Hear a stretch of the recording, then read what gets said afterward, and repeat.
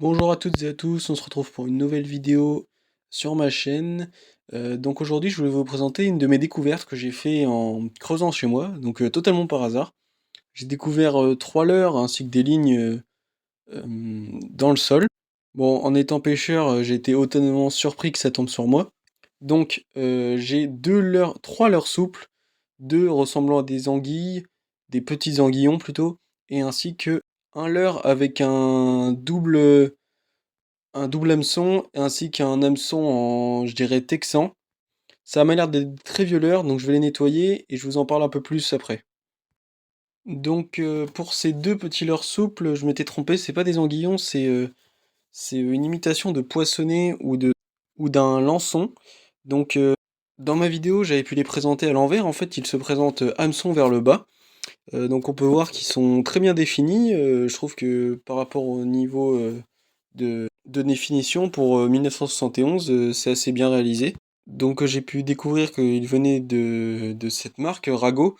En fait c'est le modèle Raglou et en 14 centimètres que j'ai pu voir grâce à l'un des deux leurres où il est marqué sur sa queue Raglou 14.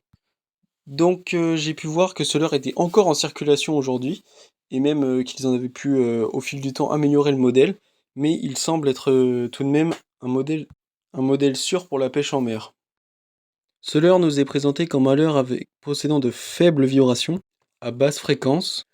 Chaque raglou aurait sa souplesse à lui, et peut donc être utilisé en pêche en mer sur la plupart des poissons, et aussi sur deux poissons de rivière comme la truite et la perche. Par rapport à l'histoire de la société Rago. La société Rago a été créée par André Rago, situé en Bretagne, qui était un fervent pêcheur à la mouche, en 1931. En 1954, il crée la célèbre mitraillette pour les professionnels de la mer. En 1971, il crée le raglou, qui devient une référence dans le monde de la pêche. En 1972, Rapala s'associe avec Rago afin de pouvoir distribuer ses produits, en exclusivité par la société Rago. Rago devient ensuite la filiale de Rapala, l'une de leurs filiales. C'est ainsi que se termine l'histoire de Rago. Pour l'autre leurre souple qui était avec, je n'ai toujours pas trouvé quelle heure il pouvait bien être, mais je pense qu'il est tout de même aussi de la même société, Rago.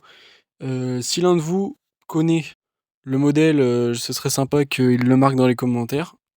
Néanmoins, je reste tout de même content de cette découverte qui m'a appris plein de choses sur cette marque française.